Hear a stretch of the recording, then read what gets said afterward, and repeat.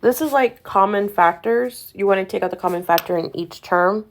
So in this expression, you have the common factor of cosine x. So it's going to be sine squared x plus cosine squared x. So with that in mind, as you know, GCF of cosine x, so it's going to be cosine x times sine squared x plus cosine squared x. So cosine squared x is equal to 1, so you're left with all this is equal to 1. So it's 1 times cosine x, which just gives us cosine x as a solution. It says complete the proof. So remember, your first line is always given.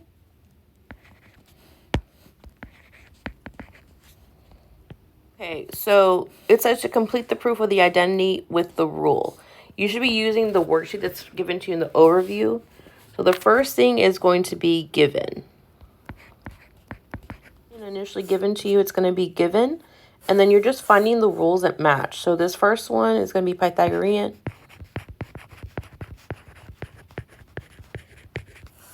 The next one is going to be quotient. And then the last, it's going to be, once everything's simplified, we usually call that algebra.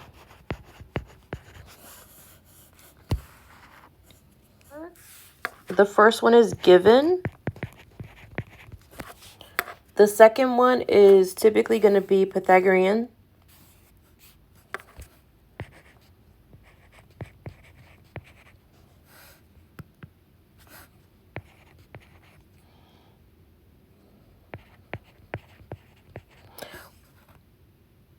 Whenever you see something like this is going to be quotient. So quotient means division.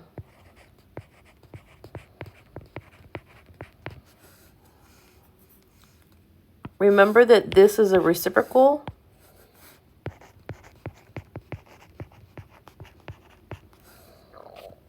And what they've done here is they took the sine times the sine and they simplified it.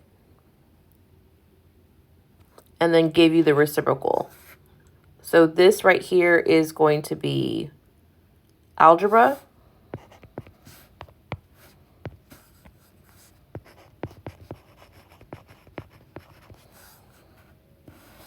Then you have quotient again.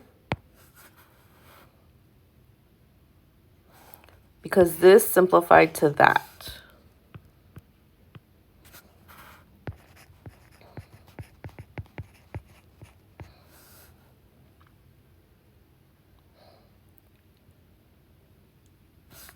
And then you have the solution. And the solution is given to you by reciprocal as well. So the common denominator in the denominator is also going to be sine x and cosine x. So this is going to be, you're multiplying this times both of these. So your first term is, and we're still working on the left, is going to be sine squared x. Oh, this is a plus. I always forget that.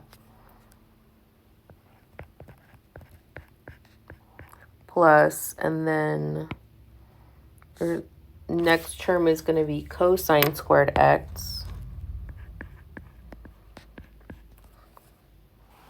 All right, so now we're ready to bring the left and the right together. So this is our new left. So now that we have our new left, let's bring it back together with the right-hand side, which is just going to be sine. Let's show you the problem. So in this case, it's sine squared x minus cosine squared x. When we go back to what we know about our identities, please recall the Pythagorean theorem one, which is sine squared x plus cosine squared x equals 1. So that means that our denominator is equal to 1. So now we have the left and the right where they equal.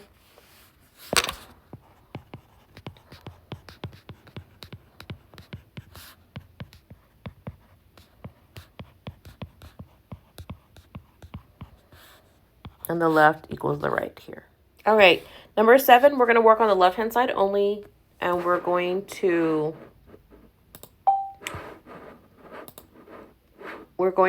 use conjugates. So conjugates are to help us eliminate the denominator. Conjugates work like this. If you have something like that, if you multiply by the conjugate, the first and second term are the same,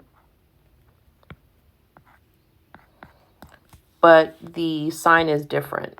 So they cancel each other out, so you don't have a third term when you multiply them out. So when you multiply by conjugates, you're going to get, and then this relates to your Pythagorean identities.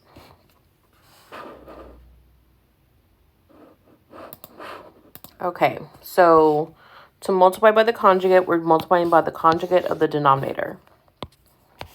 That's going to be cotan x times CSC x minus 1.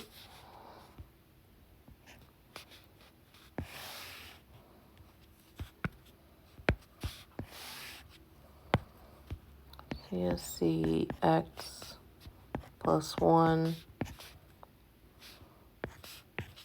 times CSC x minus 1. So then from there, we're going to get cotangent x times CSC x minus 1 over CSC squared x minus 1. This is just the algebra of it. And then we know that, let's see, what can we show you that we know? We know that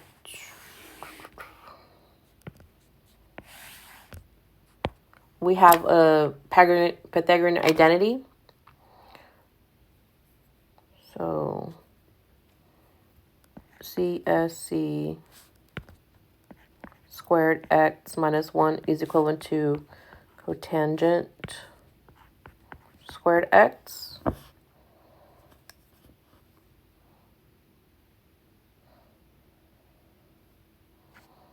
So now we have cotangent x times CSC x minus 1 over cotangent x. So we're left with, or cotangent squared x, excuse me, in the numerator. So we're left with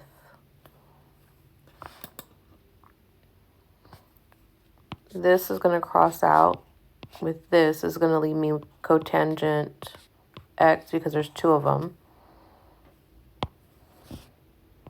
CSC x minus 1 over cotangent x. So the left equals the right. I think I deleted number 9. Number 8 goes like this. We're only going to work on the left. And the first thing we're going to do is simplify our identities right here. So we're going to keep this, the secant x just becomes, this assignment should only have 8 questions, by the way.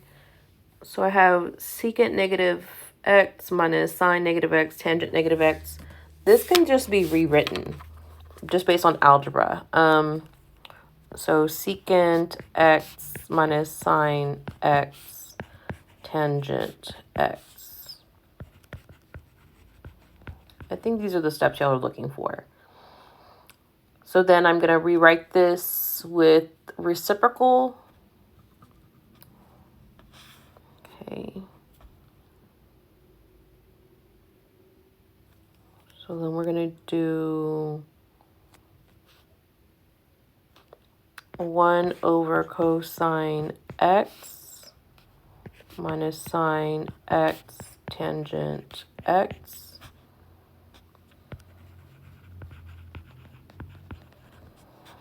And then we have, remember, every new line's a new equation.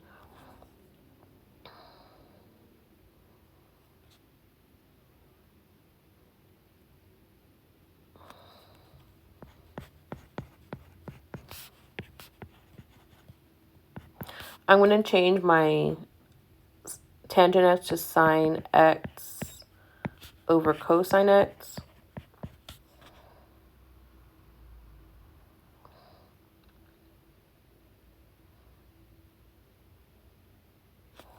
And then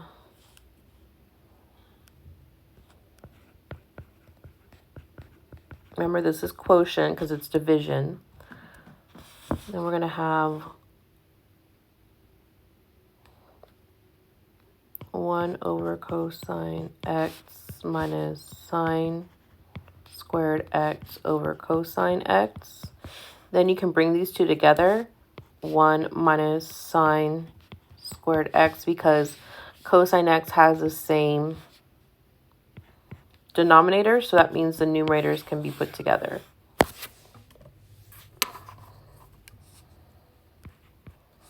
And this is just algebra. And then if we simplify, we have cosine squared x over cosine x.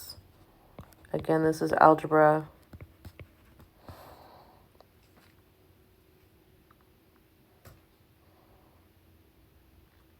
Actually, that's the trig identity. Let's change that. That's the Pythagorean identity.